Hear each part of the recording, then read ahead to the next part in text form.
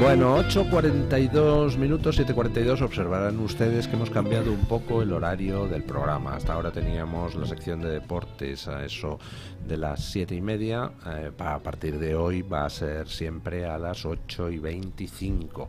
La tertulia empezará un poquito más tarde, a las 8:40, y terminará también un poco más tarde, a las 9:55. Más o menos. Y hoy tenemos con nosotros pues a dos grandes tertulianos, además de bellísimas personas. Don Borja Montoro, ¿qué tal está usted? Muy buenos días, don Luis. Doña María Jamardo, ¿qué tal está usted? Bueno, un poco triste hoy por el aniversario que nos toca. Luego a partir de las 9 se rememorar. incorporará Rosa Reigía a la tertulia de ACOM y hablaremos largo y tendido sobre ese aniversario, sobre las cosas que han sucedido en los prolegómenos del aniversario, sobre las convocatorias de hoy, sobre lo que va a pasar en las próximas semanas con esa tensión creciente entre Israel e Irán. Pero ahora, de aquí a las 9, pues vamos a hablar de otras cosas un poco más pedestres, aunque más cercanas. ¿Es sensación mía, doña María, o se le está poniendo a Ábalos cara de banquillo? Porque las informaciones que salen hoy yo creo que representan un antes y un después. Que se haya localizado pagos directos del hermano de Koldo a Ábalos, pues en fin, no le deja en muy buen lugar, ¿no? Bueno, yo siempre dije desde el principio que la respuesta política del Partido Socialista con ese cordón sanitario inmediato a Ábalos, nada más conocerse o filtrarse esa investigación de anticorrupción y esa causa que se abría en torno a la trama de su asesor directo, de su persona de confianza, de su hombre de los recados, el señor Koldo García, no era una reacción de limpieza y transparencia impoluta del Partido Socialista escandalizado por las maniobras o por las irregularidades o presuntas irregularidades de uno de sus miembros, no cualquier miembro, recordemos que es el exsecretario de organización de los socialistas, número 2 del partido, el número 2 del partido, sino que respondía más bien a un intento de contención de control de daños, sí, de control de daños contra el resto de la organización, que estamos viendo, según avanzan las pesquisas en la Audiencia Nacional, en esa instrucción liderada por el juez Ismael Moreno, que no son una cuestión estanca del Ministerio de Transportes en torno a Ábalos y a un par de contactos intermediarios comisionistas de los que era enlace o presunto enlace el señor Koldo García, sino que la cosa era bastante más extensa, bastante más grave, y que escalaba incluso, según alguno de los testigos, hasta el propio presidente del gobierno, que habría presidido esas cumbres interministeriales en las que se decidía sobre la compra de material sanitario que finalmente era adjudicado curiosamente por las comunidades autónomas de Baleares y Canarias, en aquel momento presididas respectivamente por la señora Francina Armengol, hoy número 3 del Estado español como presidenta del Parlamento, y su compañero de filas, el ministro Torres, que encabezaba el gobierno insular en Canarias, y que además atañen, o presuntamente atañen según las investigaciones, a los ministerios de Interior, de Hacienda y de Sanidad.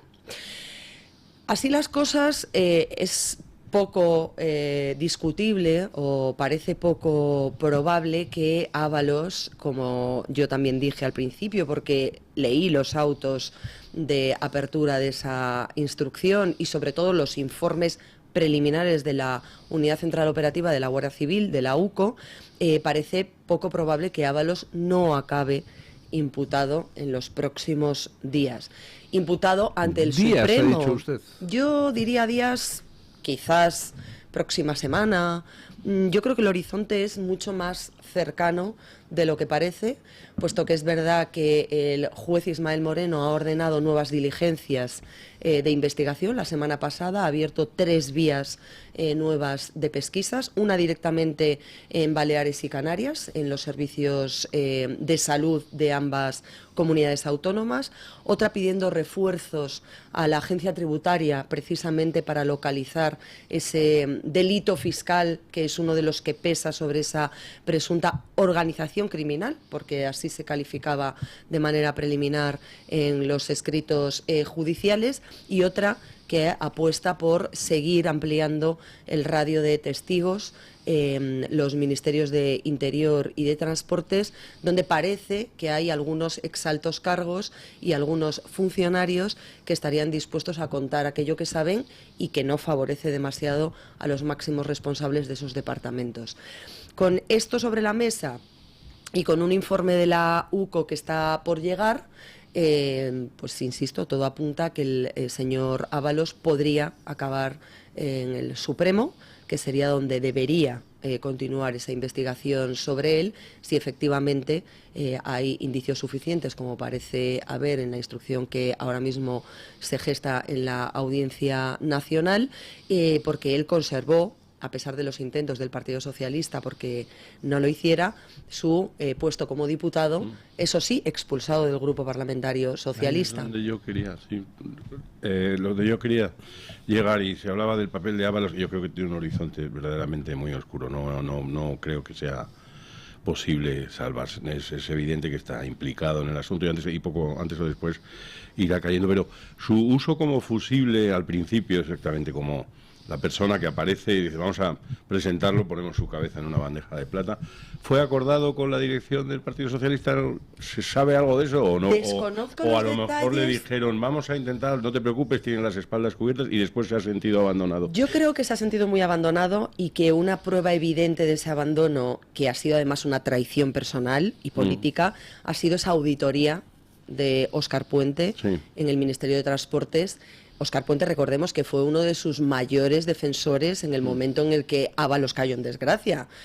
Sabemos cuál es la trayectoria personal y la relación política de ambos. Se llevaban muy bien y efectivamente hubo ahí una especie de sacar la cara por mi amigo José Luis, aunque políticamente él fuese el llamado, ¿no?, a poner pie en pared en ese departamento en el que había tantas dudas de transparencia.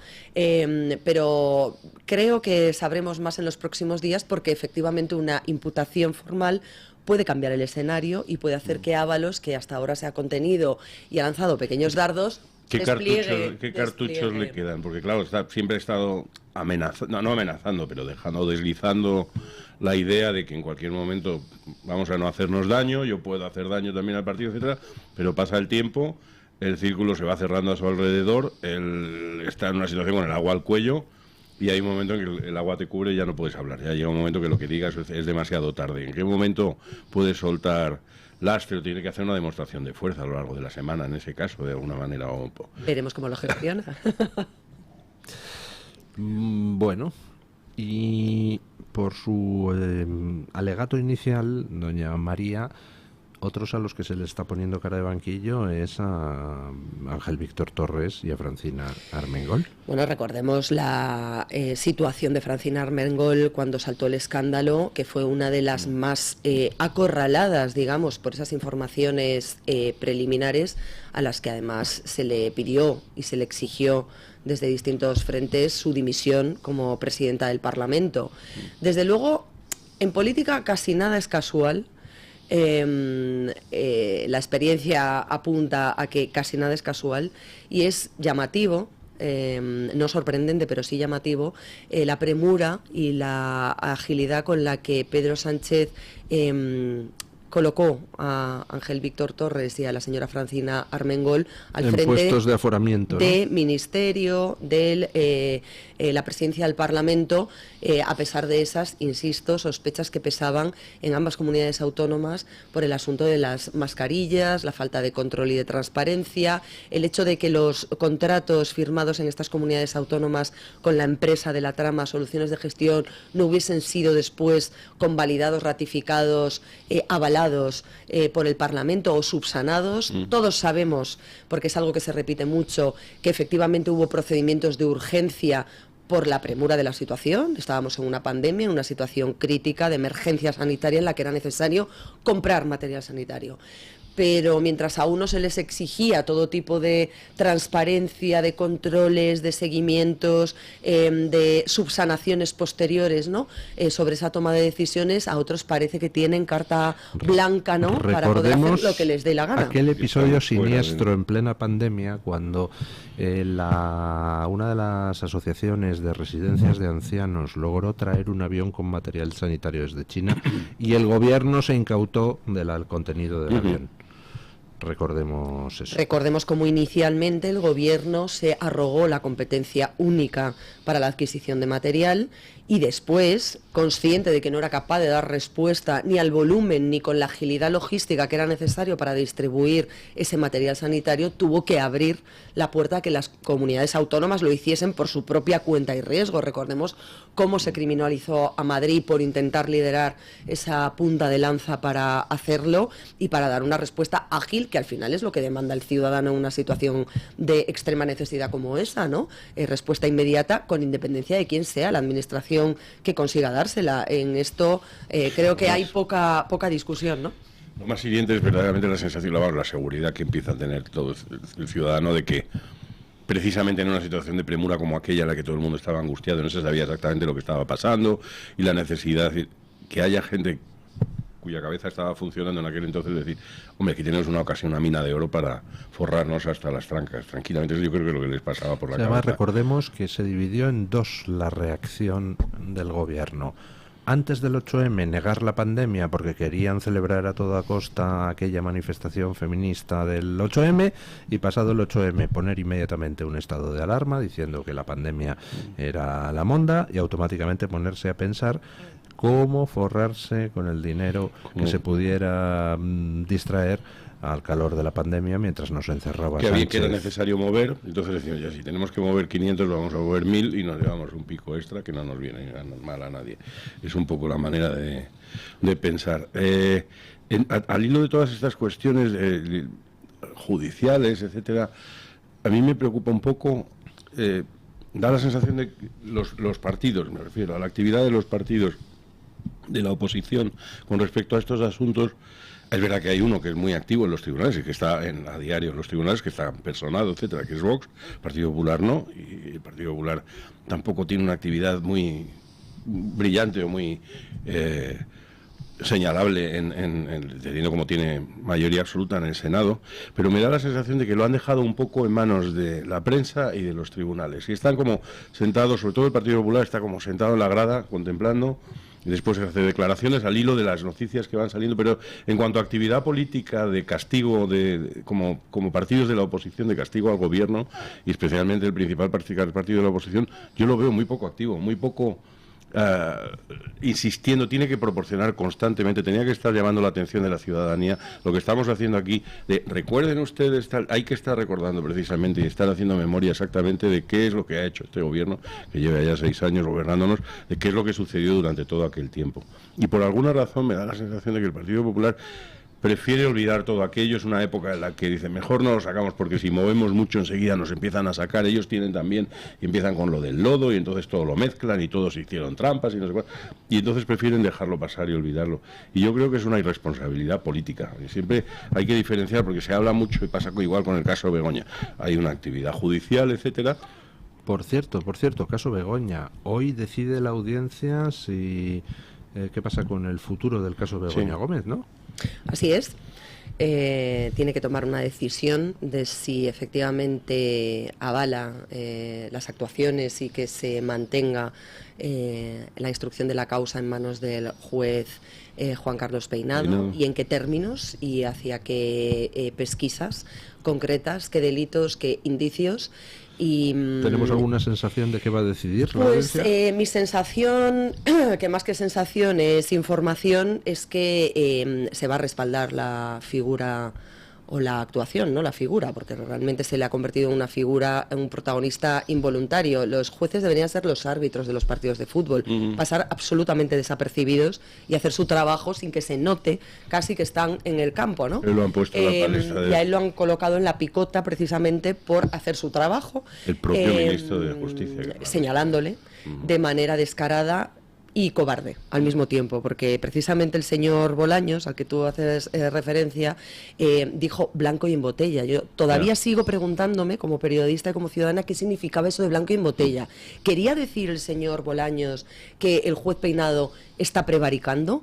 ¿Y por qué no lo dice? Porque tiene miedo a otra querella de las que se han presentado a aquellos que se han dirigido contra otros jueces llamándoles prevaricadores sin ningún tipo de pruebas más que su ideología y lo que encaja con sus... De hecho, García Castellón acaba de presentarle una querella a Ione Belarra, ¿no? Por llamarle prevaricador. Exactamente. Sí, abiertamente. Los podemitas son más bestiajos en ese tipo, no quiero decir, escriben... Bolaños es malo, pero se tienta más la ropa, ¿no? Bueno, se cuida de que no le caiga alguna querella, entiendo que por eso dice las cosas de manera subliminal, pero tampoco hace falta deslizar mucho intelecto para poder entender o leer. El protagonismo es lo que estás diciendo, hemos pasado el protagonismo y parece que lo que se juzga hoy en la audiencia es que a quien se juzga es al juez.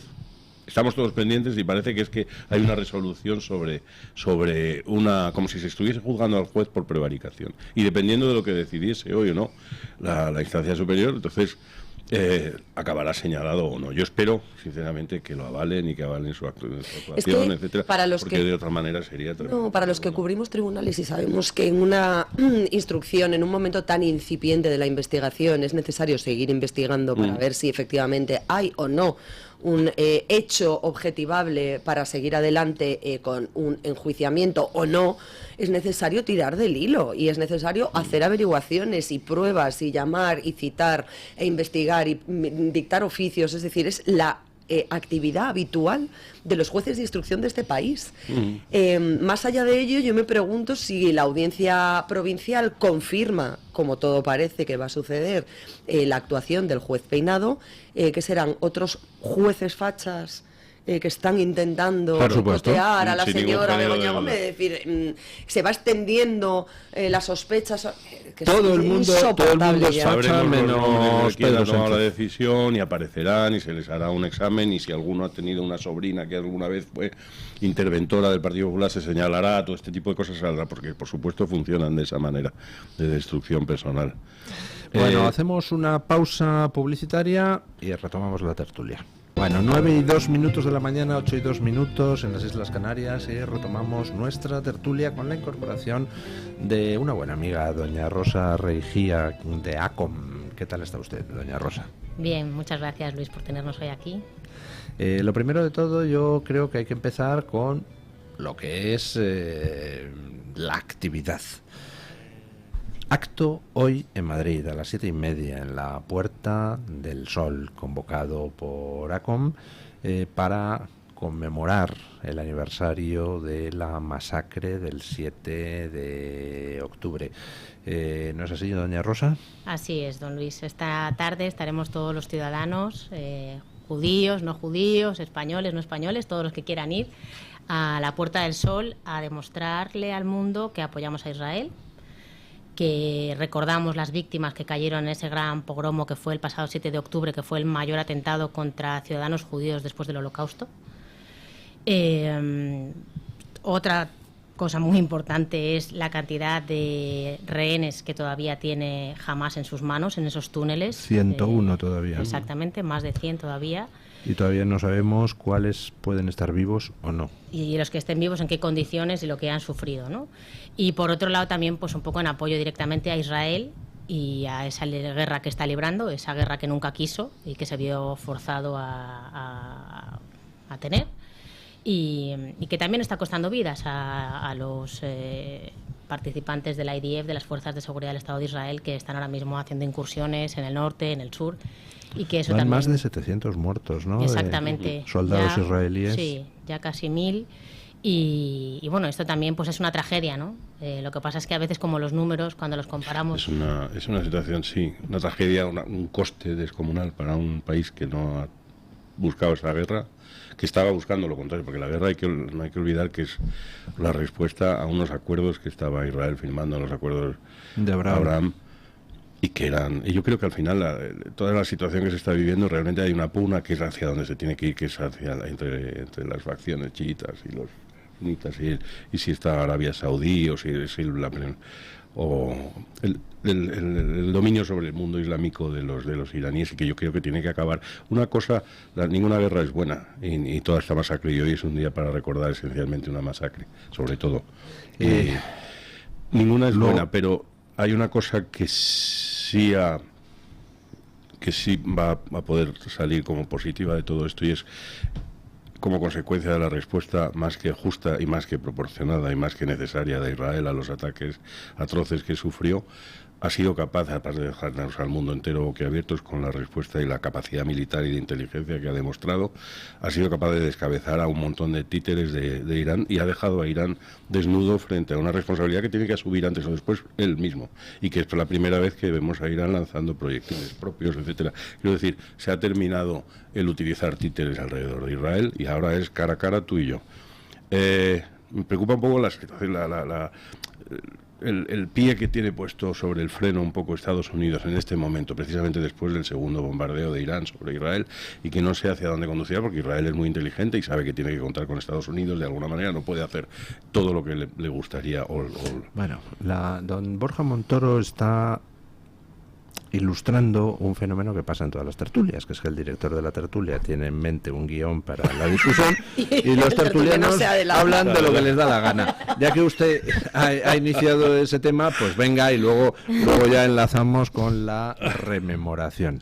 Lo importante que era lo que quería decir al principio de la tertulia, hoy a las 7:30 en la Puerta del Sol, acto, pues primero de homenaje a todas las víctimas, a los miles de víctimas de aquel ataque que es el mayor pogromo desde la Segunda Guerra Mundial, y sobre todo pues un mensaje al pueblo de Israel. Estamos con el pueblo de Israel. No solo entendemos su derecho a la defensa, sino que le agradecemos su derecho a la defensa, porque es el primer valladar frente a un islamismo radical que quiere tomar por asalto todo Occidente, y que bueno, que puede haber mucho canalla suelto por ahí. Luego hablaremos de los canallas que se manifestaban ayer en las calles de Madrid, pero que esos canallas son minoría, y la mayor parte de la gente está, como muestran todas las encuestas, del lado, como no puede ser de otra forma, del bien frente al mal, ¿no?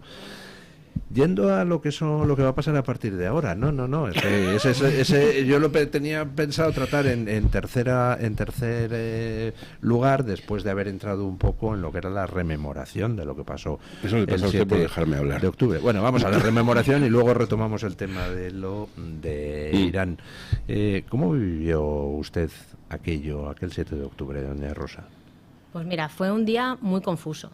Recuerdo además que me levanté por la mañana, tenía el móvil, pues, un montón de WhatsApps, no entendía muy bien todavía lo que estaba pasando, ni éramos conscientes realmente de la dimensión de lo que estaba ocurriendo. Pensábamos inicialmente que era un ataque, bueno, pues como por desgracia los que se cometen y se llevan cometiendo durante años en Israel, en el sur de Israel, en el norte de Israel, hay incursiones, hay cohetes, mandan misiles. Entonces en el primer momento pensamos que fue un poco más agresivo de lo normal, pero no obviamente la dimensión que horas después descubrimos. Recuerdo además que esa primera mañana hablé con usted, aquí en la radio también, y no éramos conscientes de la dimensión, ¿no? Cuando uno empieza a ver, me empezaron a llegar todos los vídeos, todos los ataques que al principio eran, bueno, los que vimos, algunos que ni se han publicado, ¿no? Porque luego pues también víctimas que no han querido, o un poco por decoro de lo que se ha llegado a ver en esas mutilaciones, asesinatos brutales, vientres abiertos. O sea, cuando uno ve estos vídeos, pues realmente se da cuenta de la dimensión y la magnitud, ¿no? Que mucha gente cree un ataque. Cuando dice un ataque, pues no. O sea, fue una cosa brutal, inhumana, barbárica, ¿no? Y a partir de ahí, pues lo que decidimos, como siempre, es pasar a la acción. O sea, es decir, no podemos dejar que los terroristas nos amedrenten, que es lo que buscan, no podemos dejar que los gobiernos democráticos caigan en el lado del mal, como también ocurre a veces, y por desgracia en este país también tenemos experiencia en eso. Entonces, pues bueno, hemos seguido nuestro trabajo, nos hemos rehecho, recompuesto, ¿no? Y ha habido días de llorar, ha habido días de sufrimiento, de dolor, pero también con la convicción de que tenemos la necesidad de seguir adelante, que tenemos esperanza. Yo creo en la paz, creo en una solución. No sé si en una solución de 2 estados, por desgracia, porque uno no, si no tienes un socio para la paz que lo que busca es imposible una solución de 2 estados cuando hay uno de los participantes que no quiere que haya 2 estados, lo que quiere es que no tiene interlocutores válidos, porque estamos hablando o partiendo de la posición de que Gaza y que quien gobierna Gaza, porque la somete realmente, es un interlocutor válido con un Estado democrático o con una comunidad internacional. Estamos hablando de terroristas y los terroristas no pueden ser interlocutores válidos nunca, nunca. Y a mí lo que me escandaliza es que un año después de esa masacre, en la que un día después de ver a 1.200 personas acribilladas, porque no fueron asesinadas, fueron acribilladas, fueron ultrajadas después de muertas. Esos cuerpos no fueron respetados. Se les hicieron las mayores perrerías, por cierto. Nadie gritó en aquel pogromo Free Palestine o estos por los territorios. Nadie gritó eso. Esa no era la razón. Ese es el relato que nos vendieron el día 8 de octubre aquellos que se ponen de perfil y del lado de quienes van violentando derechos humanos y segando vidas en nombre de una ideología radical.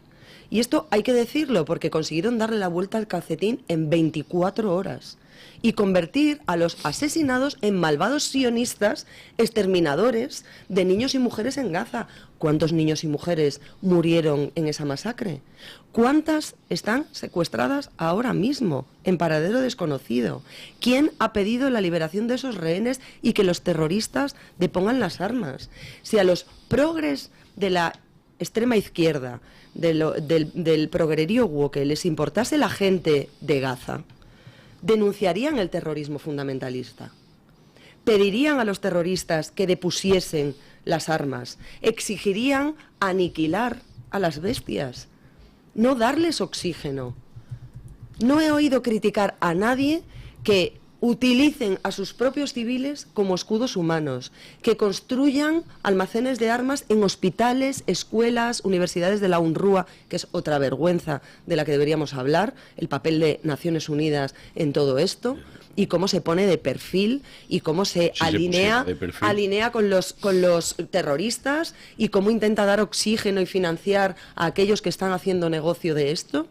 Y el silencio de las mujeres. O sea, las masacres y la violencia sexual que se cometió como arma de guerra durante esos días tampoco ha sido denunciada. Un momento, de silencio nada. Ayer una gentuza antisemita se manifestó en Madrid y entre las consignas coreadas en esa manifestación era lo de no es terrorismo, es resistencia. O sea, que violar mujeres es un acto de resistencia en ciertas ocasiones. Yo quisiera que me dijera Irene Montero, Ione Belarra, ¿cómo se llama?, del Partido Comunista, Enrique Santiago, ¿en qué circunstancias está autorizado en nombre de la resistencia violar a mujeres? Me gustaría que me lo dijeran, que me hagan una lista. ¿A qué mujeres se puede violar como acto de resistencia? O sea, es que es asqueroso, es que ni siquiera es silencio con respecto.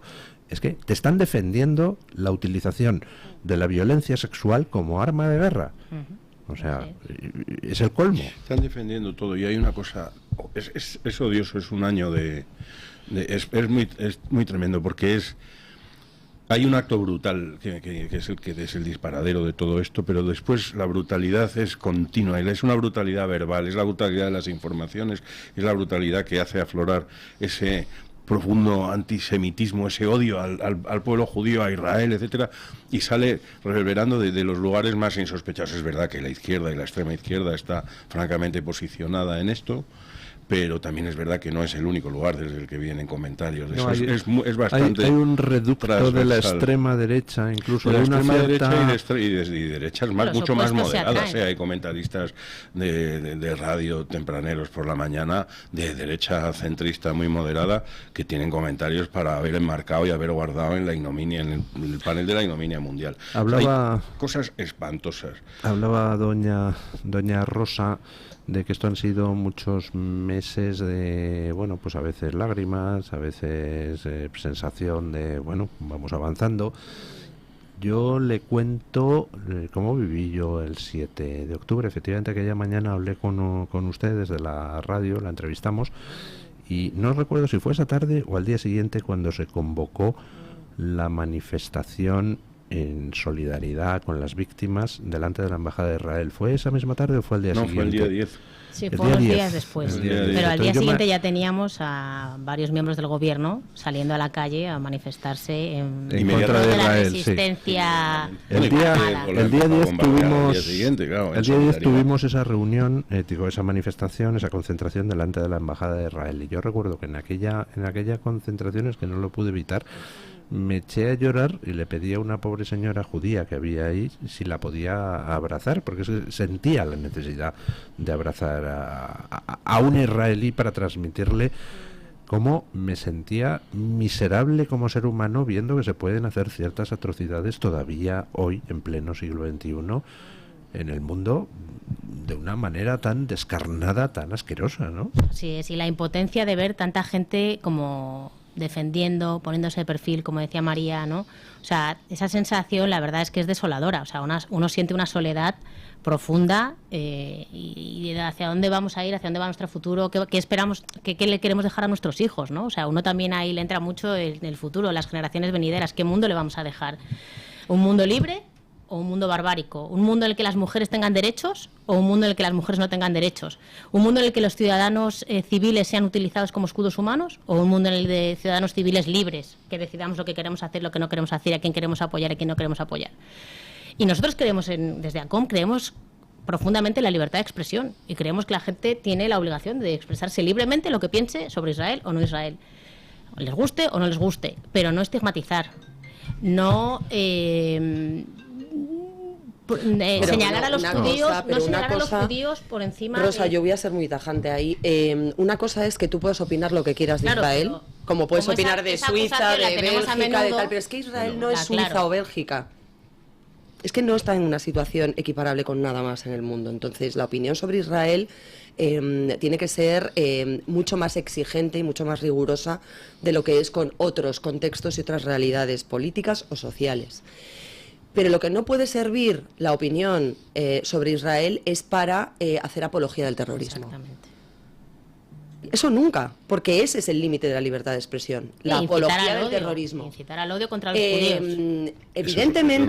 Evidentemente hay un antisemitismo profundo en los islamistas radicales que apoyan exterminar a Israel de una zona en la que les es molesto, por dos cuestiones. La primera, porque supone ponerles frente al espejo de su miseria humana, después de tantos años de subvenciones y regados con subvenciones que no han conseguido sacar ni un triste brote verde de una tierra para generar otra cosa que no desértica, en la que no Israel ha convertido en un vergel aquella zona que solo hay que ir para ver cómo está Líbano, cómo está Siria y cómo está Gaza, separado por una valla, y cómo está todo lo que tiene que ver con la agricultura y la ingeniería de Israel en aquella zona.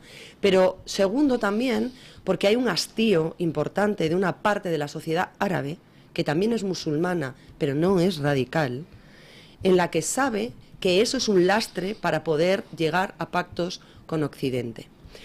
Y yo lo que quiero dejar claro es que cuando uno defiende lo que está haciendo Israel, además de defender a los judíos, que es la excusa que utilizan, es decir, es el exterminio de una religión, de unos seguidores religiosos, para imponer tu propia religión y tu propia ideología radical religiosa, estamos defendiendo a ciudadanos occidentales libres que viven en España, que viven en Francia, que viven en Alemania, que viven en Reino Unido y que en el ejercicio de su libertad de confesión religiosa deberían poder hacerlo sin ser señalados y estigmatizados. Y aquí en Madrid, y no quiero ir más lejos porque lo otro parece como que nos queda muy lejos, aquí en Madrid las familias judías que llevaban a sus hijos al colegio después del 7 de octubre tenían que llevarlos con el miedo de saber si les ponían el uniforme o no porque podían ser identificados y señalados, y con lecheras de la policía reforzando la seguridad en el colegio judío de Madrid. ¿Hay derecho a eso? ¿Hay derecho a eso? Pero ¿de qué estamos hablando? En Madrid, en pleno siglo XXI, en Europa, que haya un grupo religioso que tiene que pensarse si a sus hijos los lleva con un uniforme o no, porque tienen miedo de que les ataquen por ser judíos. Pero ¿esto qué es? Este discurso, el discurso antijudío, el odio hacia el judío, siempre es muy fácil detectarlo, además, porque personas que se han pasado meses criticando es que estos ataques desproporcionados contra población civil de Israel, los bombardeos sobre Gaza, etcétera, etcétera, pese a que todos sabemos que son ataques bastante selectivos y bastante quirúrgicos, lo que pasa es que los terroristas vienen siempre escudándose detrás de población civil. Pero es que incluso en el caso en el que se ha producido la operación para descabezar a Hezbollah, que ha sido una operación, la de los Buscas y los Vipers, inédita. No hay nada exactamente más selectivo que eso. Es individual. Tampoco. O sea, la respuesta inmediata es la cuando dices, no querías un ataque quirúrgico, tampoco les gusta, tampoco quieren. Borja, y que contra el Líbano no había ninguna disputa territorial. Ya. Que es que la excusa que buscan siempre, con Gaza, con el margen occidental del río Jordán, es siempre la disputa occidental. Sí. Primero empezaron a bombardear al día siguiente, hasta el día que se decidió atacar el frente norte. Israel en Gaza. Claro, o sea, que el día siguiente. Pero es que no, pero es que antes del 8 de octubre, Líbano, es decir, el grupo terrorista Hezbollah, porque ha secuestrado Líbano, porque eso es la verdad, y porque es un estado fallido, ya lleva bombardeando Israel desde hace años. O sea, que tampoco es una cosa que ocurrió el 7 de octubre, pero es que el 8 de octubre, desde el 8 de octubre han caído más de 8.800 cohetes ya sobre población civil. Hay 60.000 desplazados en el norte de Israel, 400.000 en todo el país. Claro. Estas son consecuencias de la guerra. Obviamente. Que no se ha podido dar respuesta a garantizar la seguridad en la franja de Gaza. Claro, exactamente. Y tener también, pues tú, una estrategia montada, ¿no? O sea, esto no es una cosa que se decida. En la operación de los Vipers no salió en 24 horas. Fue una cosa premeditada que llevan. Y obviamente ahí se comprueba que, pese a que puede haber errores, porque como todo el mundo, Israel también tiene humanos que se equivocan, esta operación sí ha sido magnífica y brillante, ¿no? Y luego hay que recordar que el hecho de que haya daños colaterales como población civil, que siempre ocurre en cualquier guerra, en este caso está siendo menor. Lo que pasa es que nos quieren mentir con las cifras de Hamás y quieren tomar como cifra oficial la cifra de un grupo terrorista, en el caso de Gaza y en el caso del norte de Hezbollah lo mismo. De todas formas, si me permite, yo creo que el argumento principal no es ese y nunca ha sido ese. Es decir, estos dicen los de Hamás, han matado a 40.000 mujeres y niños, y automáticamente toda una legión de canallas en medios occidentales se hace eco directamente de eso. Pero el verdadero argumento no es que las cifras sean falsas, que lo son, por supuesto que lo son. Jamás utiliza la propaganda y aquí algunos canallas se la compran encantados. No, pero el argumento no es ese. Aunque solo hubieran muerto 10 niños en Gaza en los bombardeos israelíes, seguiría siendo una tragedia inaceptable. Pero ¿quién es el responsable de esas muertes? Jamás, que es quien los utiliza como escudos humanos. Esos niños estarían vivos hoy. Claro. Si no hubiese habido hace un año, un 7 de octubre, esos niños estarían hoy vivos. Porque Israel, que yo sepa, no ha bombardeado nunca la franja de Gaza. Que yo lo sepa. Antes del 7 de octubre, Israel no. O sea, ellos abandonaron el territorio. Hay que recordar también. A cambio de paz. Hay que recordar que la franja de Gaza perteneció durante muchos años a Egipto. Y Egipto nunca la cedió al pueblo palestino, que podía haber hecho, porque no eran hermanos musulmanes, podían haber dado ese franja de terreno, podía haber sido Egipto el que se la hubiese entregado. No fue así, fue Israel, cuando era un territorio que se le había dado a él, y fue Israel voluntario, y tuvo que desenterrar a sus propios muertos que los tenían allí. En 2005 se le entrega a los palestinos. Y se les dejaron los cultivos intactos, no hicieron tierra de sal ni nada por el estilo, lo que hicieron fue llevarse a sus muertos y tal, y decir, aquí tenéis esto. Y Europa regó de millones aquello. han tenido la oportunidad de establecerse en un sitio que podía ser un sitio de explotación turística, y podían haber investigado, y podían haber hecho centros educativos, y aprovechar los cultivos que les dejaron los israelíes, y la infraestructura, que asolaron y destruyeron en días.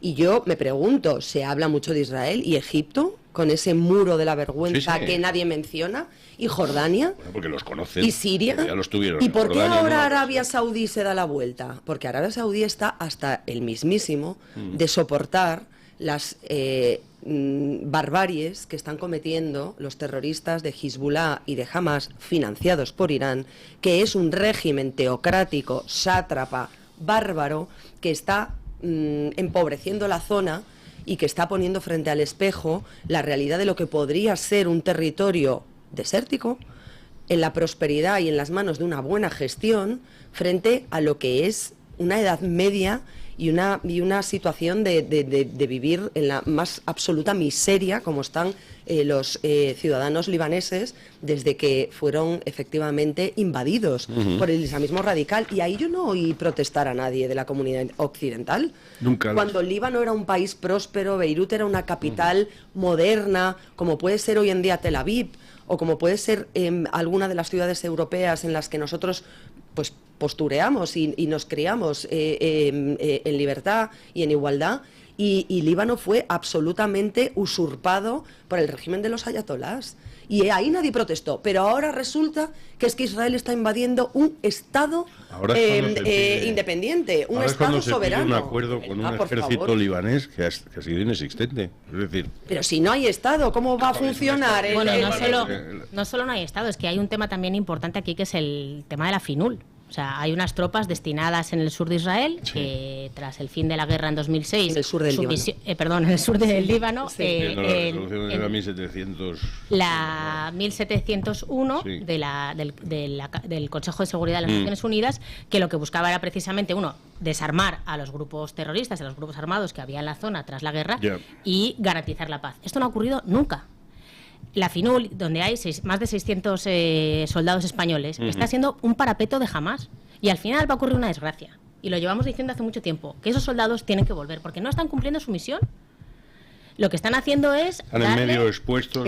Claro, pero al final lo que están haciendo es darle un margen de seguridad a Hezbollah, que los tienen por detrás, que tienen todos los misiles lanzándose por detrás, por la cabeza de los soldados españoles contra Israel. Siempre ha habido muy buena colaboración, y eso me consta, entre el ejército español, porque es una de las preocupaciones cuando las declaraciones de Álvarez, que ha habido declaraciones tremendas, lo primero que se hizo del Ministerio de Defensa fue llamar y cerciorarse y decir, seguimos recibiendo información de Israel respecto a los movimientos de Israel, porque Israel siempre ha colaborado con las tropas españolas allí y lo sigue haciendo, y sigue proporcionando información. Por supuesto, del otro lado no recibe ninguna información, pero por lo menos de Israel siempre se ha recibido información, y eso parece ser que no se había roto y que seguían en buena colaboración, etcétera, porque saben diferenciar una cosa de otra. Claro, pero llega un momento en que dices que usted tiene que ser responsable de lo que es su país y de por quién está. Y que ahora se han replegado todos. Entonces, están todos en la base haciendo nada. Bueno, es que hay que entender que esa base es... yo estuve en Mar Hayun hace unos años, en la base de Mar Hayun, que es donde está el destacamento español.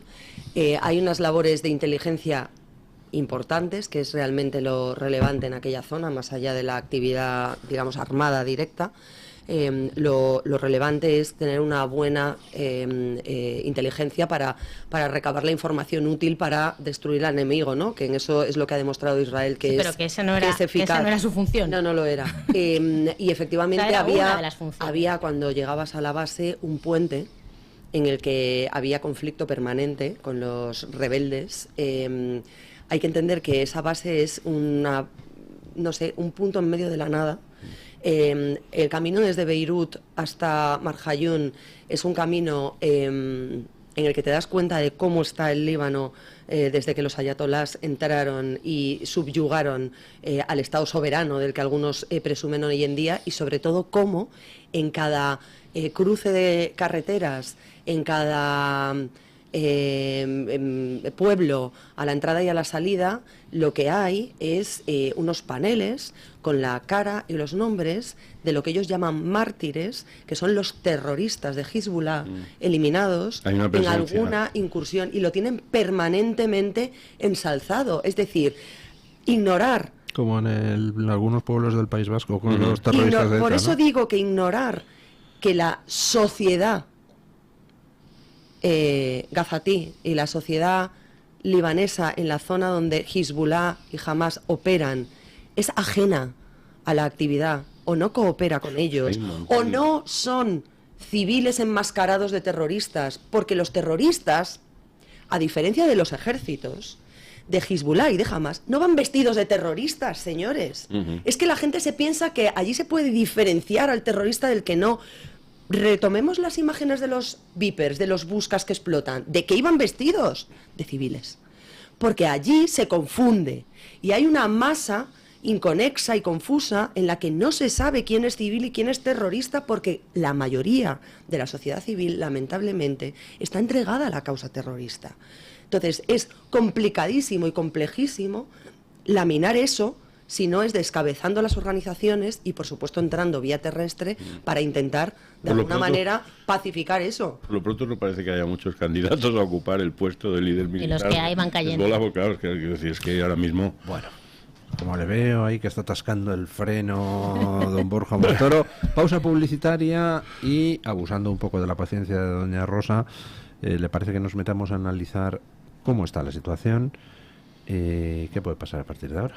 Vale, y de España también hay que hablar, ¿eh? Sí, pausa publicitaria y a ello. El Toro TV también es Radio Libertad.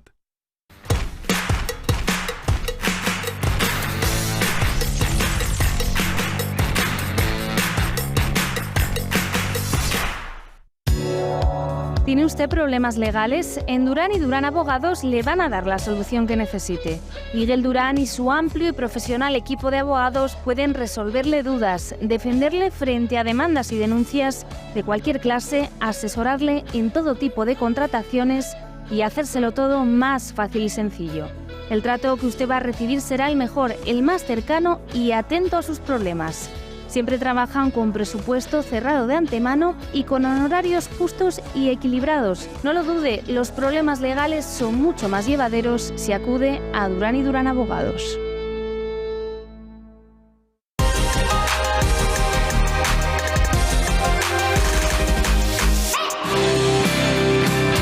Recomendaciones del Toro les hablamos de Olvida el tabaco, método líder desde hace 13 años para dejar de fumar con una sola sesión de láser. Es absolutamente inocuo, apto para embarazadas sin contraindicaciones. Son muy recomendados por el boca a boca. Olvida el tabaco, fuera ansiedad, sin medicación y sin dolor. Es una recomendación del Toro Televisión.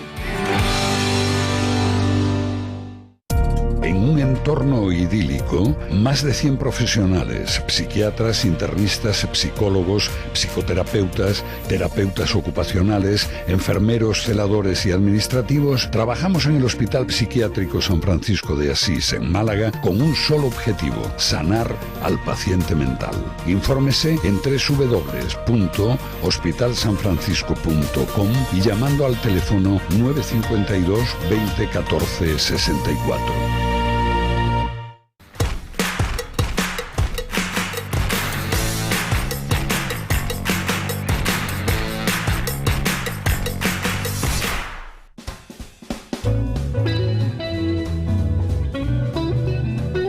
Mañanas en Libertad, con Luis del Pino.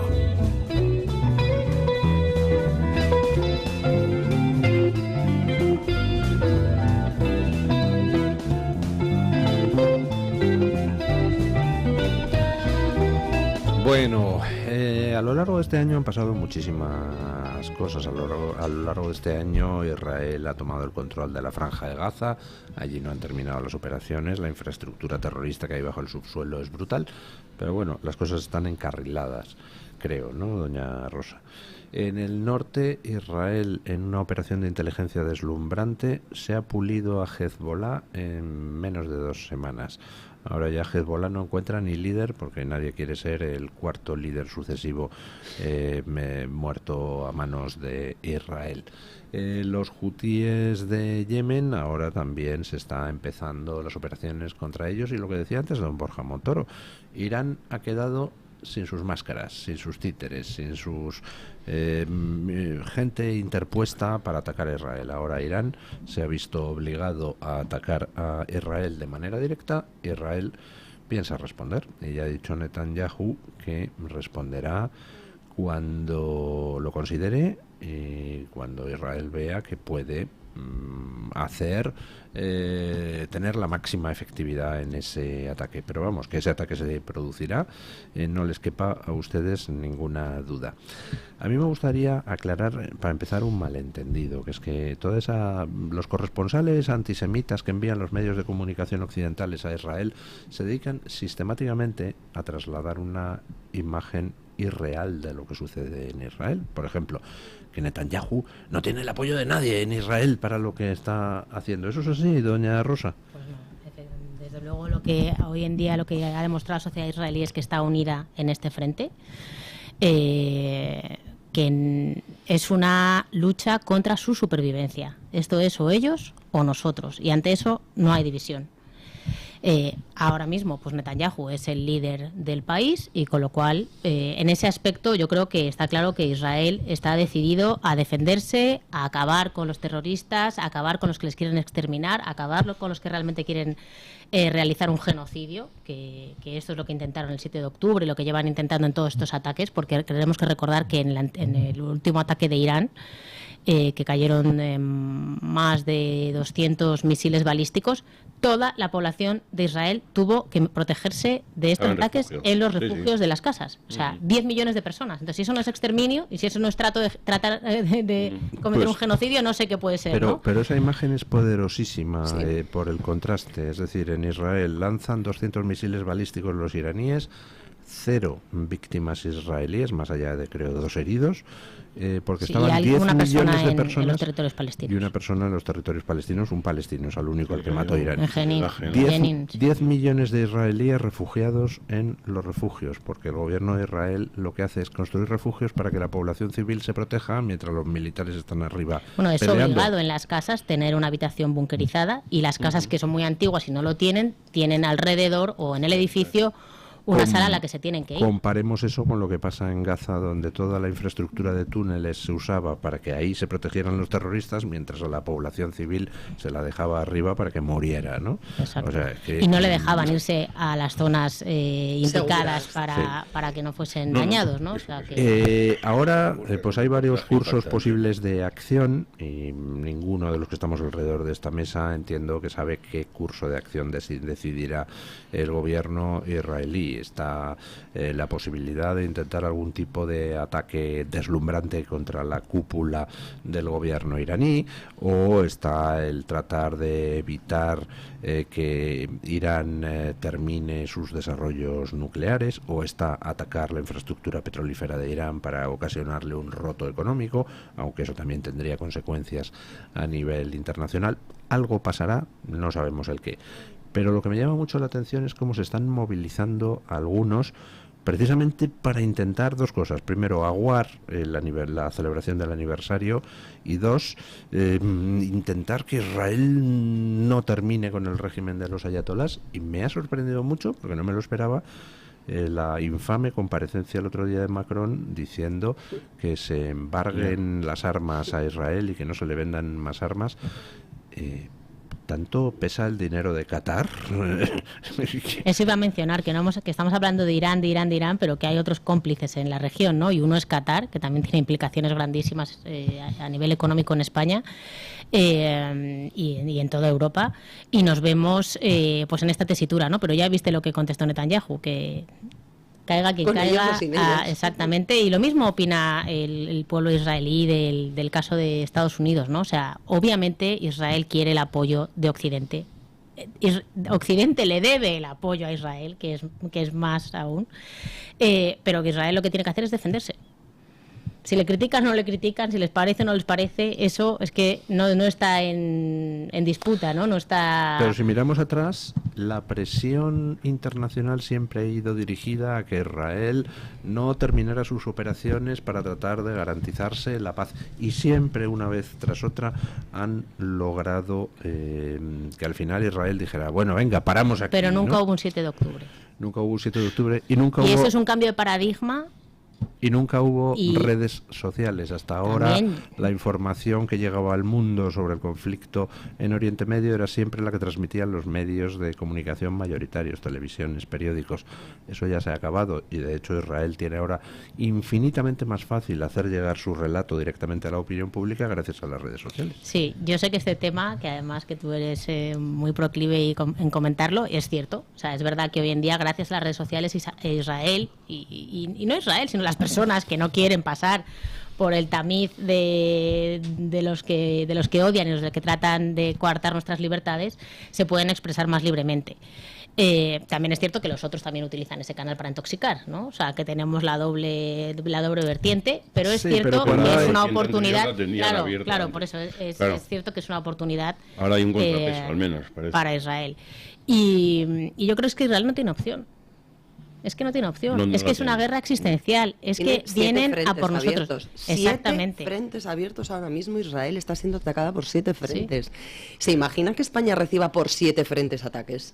¿Se imaginan que Marruecos, Portugal, Francia, Italia, o sea, Reino Unido estuviesen atacando a España simultáneamente? Van 80 años. ¿Qué esperaríamos con los brazos cruzados? No ¿Sacaríamos banderitas de la paz de Free Spain? O sea, ¿cómo sería el tema? ¿Free de quién?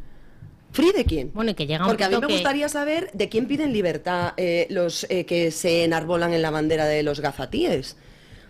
¿Libertad de quién? ¿De Hamás? ¿Del yugo que les somete a la barbarie y a unos señores que lo único que hacen es utilizar a los civiles, mujeres y niños fundamentalmente como escudos humanos para recibir más subvenciones? ¿Que han hecho de la población civil su escudo para ser financiados en sus atrocidades? Y adoctrinados. O sea, me encantaría saber qué respeto y cómo la izquierda, que se vanagloria de ser superdefensora de los derechos LGTB, de las mujeres empoderadas y demás, soporta lo que le están haciendo a las mujeres en Irán, o cómo las mujeres iraníes no pueden levantar la voz para protestar contra los secuestros, las violaciones, el tener que ponerse el pañuelo porque si enseñan el pelo desaparecen o son torturadas. De verdad, es que estamos soportando eso, están apoyando eso. Y yo lo que quiero saber es quién ha dado la autorización en Madrid para que los que comulgan con los terroristas de Hamás y Hezbollah en Oriente Medio se manifiesten a favor de una organización terrorista hoy por la tarde. Quiero saber dónde está el permiso y quién lo ha dado. ¿Dónde está la Fiscalía de Delitos de Odio? Esa que intervino cuando los cánticos en un colegio mayor, pero permite que en las calles de Madrid se grite lo de desde el río hasta el mar y se grite no es terrorismo, es resistencia, el matar a 1.200 judíos. Bueno, y ayer, en la manifestación que hubo ayer de 2 organizaciones, una filoterrorista como es Masar Badil y otra que ya está prohibida en Alemania, que es Sabidum, ayer salieron, hoy lo quieren volver a hacer, pero ayer ya salieron a las calles. ¿Hoy quieren repetir? Sí, hoy van a ir a, no sé, a la embajada o no sé dónde van a ir hoy, pero bueno, en cualquier caso, quien lo está permitiendo es el gobierno, quien está siendo cómplice es el gobierno. ACOM ya interpuso ante la Audiencia Nacional desde junio y hemos ido aportando pruebas sucesivas de la apología al terrorismo que hacen estas organizaciones, de la incitación al odio contra los judíos que hacen estas organizaciones, que eso va a acabar mal. Va a llegar un punto, o sea, ahí hay una violencia verbal y va a acabar en violencia física antes o después, que esto es una peculiaridad que tiene el antisemitismo, que pasa muy rápido de la violencia verbal a la violencia física, ¿no? Entonces, a veces en España necesitamos que haya una desgracia para darnos cuenta de esto, ¿no? Pues nosotros no queremos que pase una desgracia, lo decimos ya. La delegación del Gobierno autorizó esta manifestación. En nuestra opinión, obviamente, es intolerable que se señale así los judíos, lo que se dijo ayer en estas manifestaciones, cómo se está estigmatizando, cómo se está señalando, cómo se está glorificando al terror. La página web de Masar Badil, lo pueden ver ustedes, llaman a Nasrallah el líder supremo y lloran su muerte, ¿no? Entonces, esto es lo que tenemos aquí, lo que tenemos en Madrid, lo que tenemos en nuestras calles, con lo que tenemos que convivir nosotros, a lo que nos tenemos que enfrentar. Que es verdad que los buenos yo creo que son más, lo que pasa es que hacemos menos ruido, ¿no? Que esto también es un mensaje que y yo es creo hora, que... y es hora de que hagamos ruido. Que cambie, que exactamente. Que narices. cambie Más que cosa. antisemitismo, a mí me gustaría decir que quienes soportan, apoyan, ensalzan, militan, me da igual el grado de compromiso que tengan con los antisemitas, que son los islamistas radicales, que se unen con ese progresismo woke y en esa alianza extrañísima que ni es coherente ni tiene ningún sentido, más allá que derrocar desde el comunismo al capitalismo, que es lo que buscan realmente en las sociedades occidentales, la libertad, la democracia, el Estado de Derecho, los derechos humanos que dicen defender y que están alejadísimos de cualquier defensa.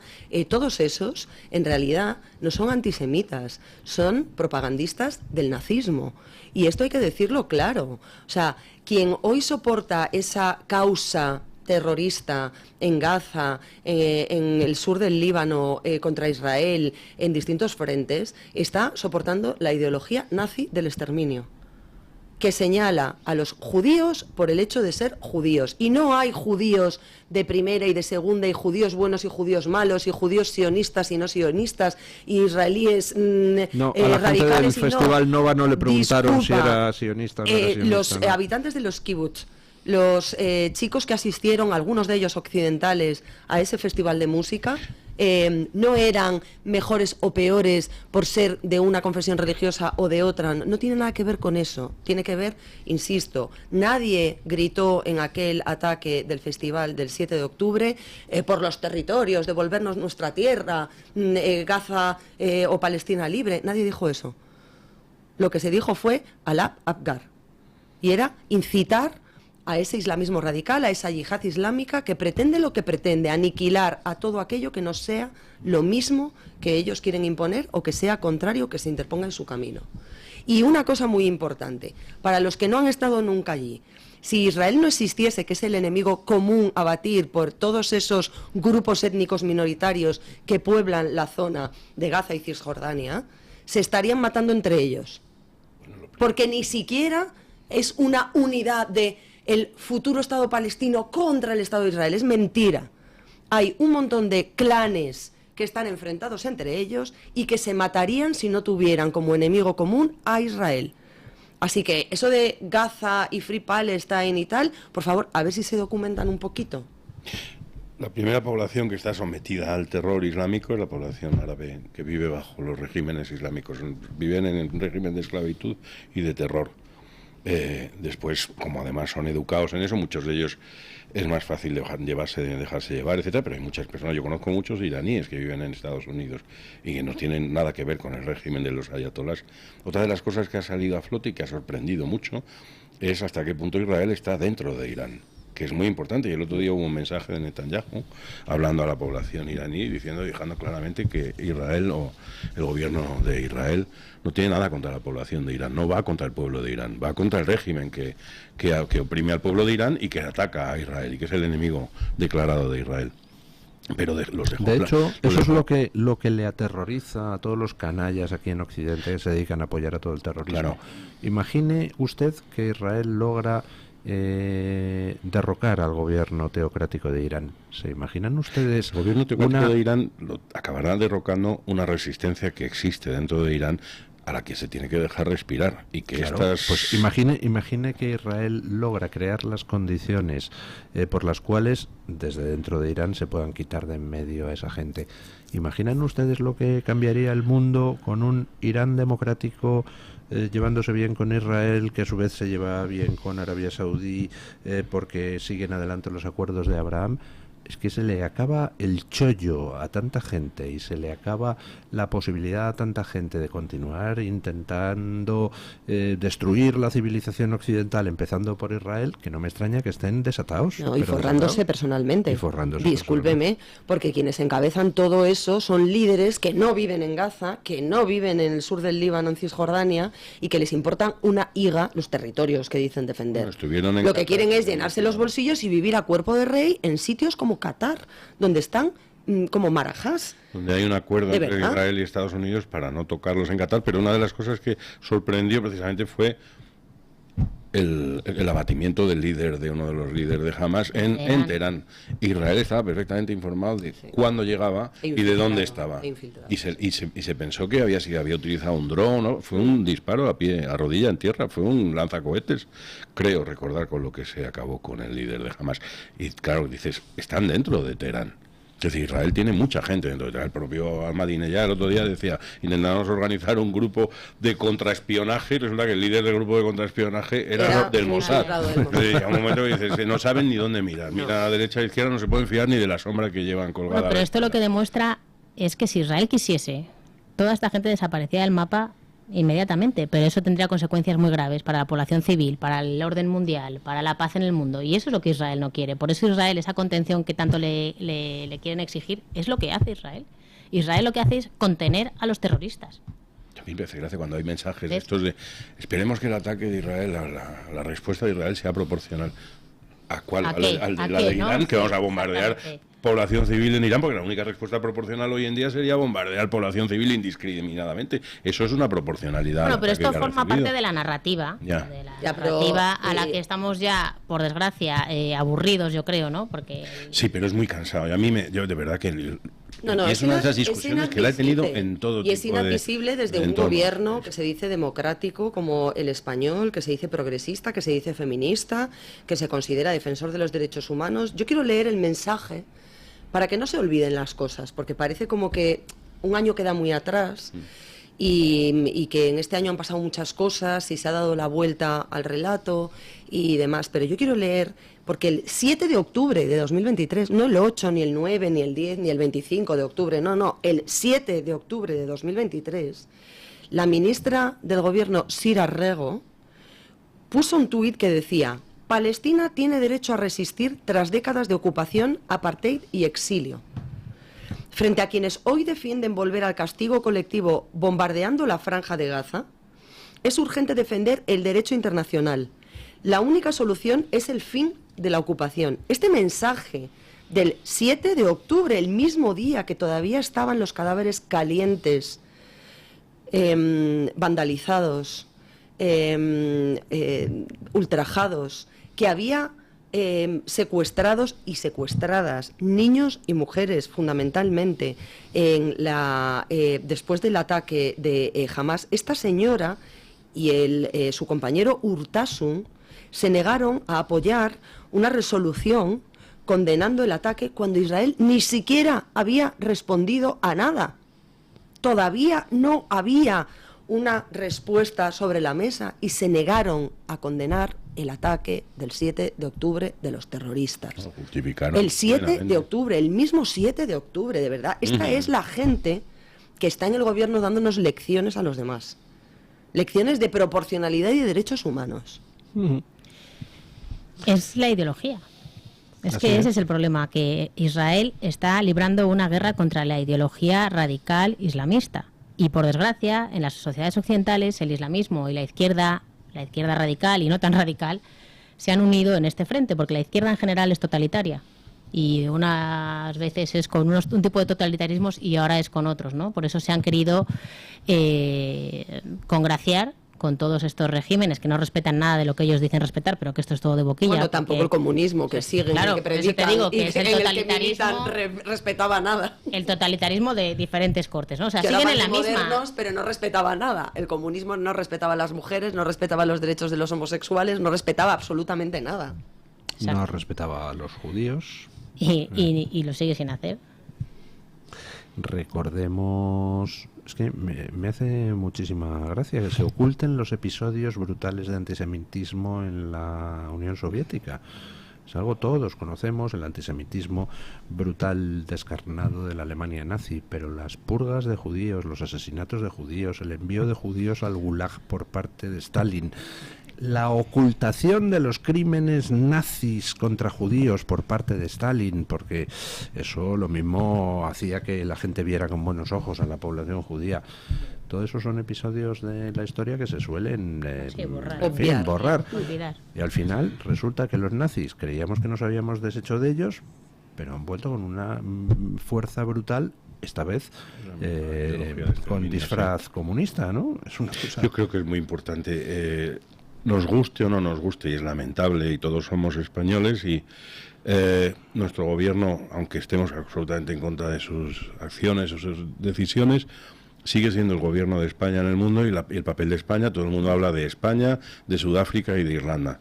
Y es lamentable. Entonces es muy importante que, aunque sea individualmente, que cada cual sea capaz, y hoy tenemos una oportunidad para ir esta tarde a la Puerta del Sol y salir a decir, de ninguna manera, no todos los españoles secundamos lo que hace nuestro gobierno y no estamos detrás de esta ignominia, de este papel que está haciendo internacional, que nos avergüenza a muchos, al menos a mí desde luego.